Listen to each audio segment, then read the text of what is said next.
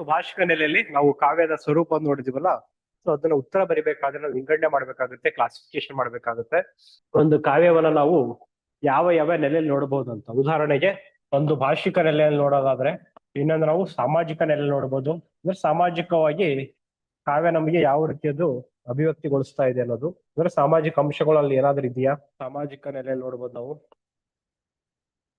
ಸಾಂಸ್ಕೃತಿಕ ನೆಲೆಯಲ್ಲಿ ನೋಡ್ಬೋದು. ಓಕೆ, ಆಮೇಲೆ ಶಬ್ದಗಳ ಮುಂದೆ ನೋಡೋಣ ಇನ್ನು ಯಾವ್ಯಾವ್ದ್ರಲ್ಲಿ ಆಗುತ್ತೆ ಅಂತ. ಸೊ ಭಾಷಿಕ ನೆಲೆಯಲ್ಲಿ ನೋಡೋದಾದ್ರೆ ನಾವು ಇಲ್ಲಿ ಒಂದು ಸೂತ್ರ ಇದೆ. ಸೊ ಇದು ಫೇಮಸ್ ಸೂತ್ರ, ನೀವು ಆನ್ಸರ್ ಅಲ್ಲಿ ಕೂಡ ಬಳಸಬೇಕಾಗುತ್ತೆ. ಈ ರೀತಿ ಕೆಲವೊಂದು ಪ್ರಮುಖವಾದ ಸೂತ್ರಗಳನ್ನ ನಾವು ಉತ್ತರದಲ್ಲಿ ಉಲ್ಲೇಖ ಮಾಡಿದ್ರೆ ನಮಗೆ ಆಕ್ಚುಲಿ ಒಳ್ಳೆಯ ಮಾರ್ಕ್ಸ್ ಬರೋಕ್ಕೆ ಸಾಧ್ಯ. ನೋಡೋಣ, ಕಾವ್ಯದ ಸ್ವರೂಪ ಮತ್ತು ಲಕ್ಷಣಗಳ ಕುರಿತು ಬರಿಬೇಕಾದಾಗ ಇದನ್ನ ನೆನ್ಪಿಡ್ಬೇಕಾಗುತ್ತೆ. ಶಬ್ದಾರ್ಥ ಸಹಿತಂ ಕಾವ್ಯಂ ಅಂದ್ರೆ ಶಬ್ದಾರ್ಥಗಳಿಂದ ಕೂಡಿರುವಂತ ಅಂಶ. ಕಾವ್ಯ ಬಂದರೆ ಏನು ಅವರ ಪ್ರಕಾರ, ಯಾರ ಪ್ರಕಾರ? ಭಾಮನ ಪ್ರಕಾರ. ಸೊ ಇದು ಅವನ ಸೂತ್ರ. ಕಾವ್ಯ ಲಕ್ಷಣ ಕುರಿತು ಇದು ಮೊದಲ ಅಭಿಪ್ರಾಯ ಅಂತ ಹೇಳ್ಬೋದು. ಸೊ ಕಾವ್ಯದ ಕುರಿತು ಮೊದಲ ಯಾವ್ದಾದ್ರು ಸೂತ್ರ ಕೊಟ್ಟಿದ್ದಾರೆ ಅಂತ ಹೇಳಿದ್ರೆ ಅದು ಯಾರಂತ ಹೇಳಿದ್ರೆ ಭಾಮ.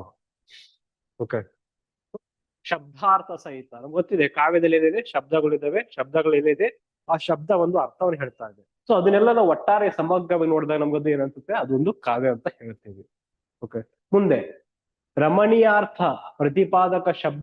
ಇಲ್ಲೂ ಸಹ ರಮಣೀಯವಾಗಿರೋದು, ರಮ್ಯವಾಗಿರೋದು ಏನಂತ ಹೇಳಿದ್ರೆ ಶಬ್ದ. ಸೊ ಅದೇ ಕಾವ್ಯದ ಜೀವಾಳ ಅನ್ನೋ ತರ. ಅದನ್ನ ಯಾರು ಹೇಳ್ತಾ ಇದಾರೆ? ಜಗನ್ನಾಥ ಹೇಳ್ತಾ ಇರುವಂತದ್ದು.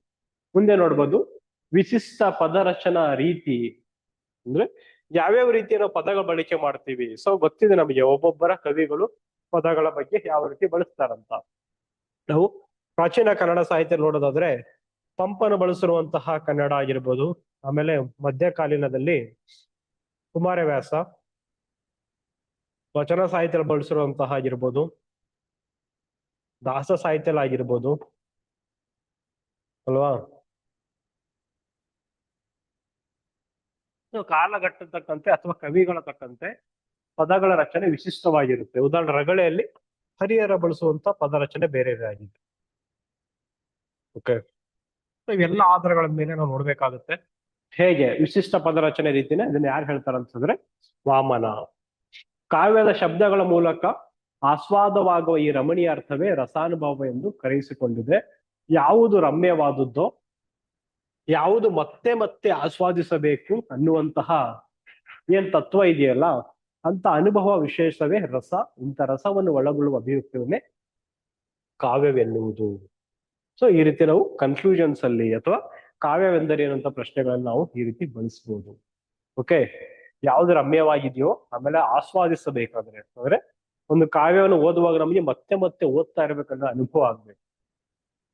ಸೊ ಅನುಭವ ಆಗ್ಬೇಕಂತ ಹೇಳಿದ್ರೆ ಅಲ್ಲಿ ವಿಶೇಷವಾದಂತ ರಸವನ್ನೇ ಕೂಡಿರುತ್ತೆ. ಯಾವ ರಸ ಅದರ ಆಗಿರ್ಬೋದು, ಬೀಭತ್ಸ ಆಗಿರ್ಬೋದು, ಕರುಣ ಆಗಿರ್ಬೋದು, ರೌದ್ರ ಆಗಿರ್ಬೋದು ಅಲ್ವಾ. ನನ್ನ ಗದಾಯುದ್ಧ ಕೃತಿಯನ್ನು ಓದ್ಬೇಕಾದ್ರೆ ಅಲ್ಲಿ ನಮ್ಗೆ ಆಗುವಂತ ಅನುಭವ ಇದೆಯಲ್ಲ, ಅದನ್ನ ಮತ್ತೆ ಇನ್ನೊಂದ್ಸಲ ಮತ್ತೆ ಓದ್ಬೇಕನ್ಸುತ್ತೆ. ಓಕೆ, ಸೊ ಆ ನೆಲೆಯಲ್ಲಿ ಈ ಎಲ್ಲವನ್ನು ಒಳಗೊಳ್ಳುವ ಅಭಿವ್ಯಕ್ತಿ ಒಟ್ಟಾರಾಗಿ ಸಮಗ್ರವಾಗಿ ನಮಗೆ 9 ರಸದಲ್ಲಿ ಎಲ್ಲ ಮಿಕ್ಸ್ ಆಗಿರೋ. ಎಕ್ಸಾಂಪಲ್ ಹರಿಶ್ಚಂದ್ರ ಕಥೆ ತಗೊಂಡ ಗೊತ್ತಾಗುತ್ತೆ ನಮ್ಗೆ, ಕೊನೆಯಲ್ಲಿ ಕರುಣಾರಸನೂ ಬರುತ್ತೆ ಅಲ್ವಾ, ರೌದ್ರರಸ ಆಗಿರಬಹುದು, ಬೀಭತ್ಸ ಆಗಿರಬಹುದು. ಸುಮಾರು ಒಂದೊಂದು ಕಾವ್ಯದಲ್ಲಿ ನಾವು ಒಂದೊಂದು ರೀತಿ ನೋಡ್ತೇವೆ. ಸೊ ಆ ಒಂದು ಕಾವ್ಯದಲ್ಲಿ ಎಷ್ಟು ಮಟ್ಟಿಗೆ ಅದು ಅನುಭವ ನೀಡುವಂತ ರಸಗಳು ಬಳಸಿದ್ದೆ ಆ ಅಭಿವ್ಯಕ್ತಿನೇ ನಾವು ಕಾವ್ಯವಂತ ಕರಿತೀವಿ. ಓಕೆ, ತದನಂತರ ವಿಶ್ವನಾಥರ ನೀವು ಹೇಳಿಯುವಂಥದ್ದು ಲಾಕ್ಷಣಿಕ. ಇವರೆಲ್ಲರೂ ನಾವು ಭಾರತೀಯ ಕಾವ್ಯ ಮೀಮಾಂಸಕರು ಅಂತ ಕರಿತೀವಿ. ಓಕೆ, ಭಾರತೀಯರು ಇವರೆಲ್ಲರೂ, ಅದು ಲಾಕ್ಷಣಿಕರು ಅಂತ.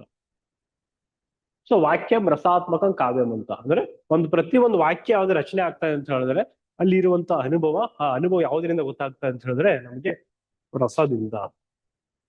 ಸೊ ಕಾವ್ಯದ ಆತ್ಮವೇ ರಸ ಅಂತಾನೆ ಇವ್ರು ಹೇಳ್ತಾ ಇದ್ದಾರೆ.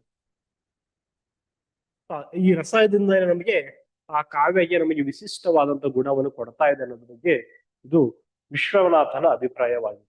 ಓಕೆ, ಸೊ ಇಷ್ಟು ನಮ್ಮ ಪ್ರಮುಖವಾದ ನಾವು ಪ್ರಶ್ನೆಯ ತಕ್ಕಂತೆ ಅಥವಾ ಎಷ್ಟು ಮಾರ್ಕ್ಸ್ ಕೇಳಿದಾರೆ ಅನ್ನೋ ಆಧಾರದ ಮೇಲೆ ನಾವು ಒಂದಿಷ್ಟು ಈ ಸೂತ್ರಗಳು, ಇವೆಲ್ಲ ಸೂತ್ರಗಳು ಅಂತ ಕರಿತೀವಿ, ಇದನ್ನ ನಾವು ನಮ್ಮ ಆನ್ಸರ್ದಲ್ಲಿ ಬರಿಬೇಕಾಗುತ್ತೆ. ಓಕೆ.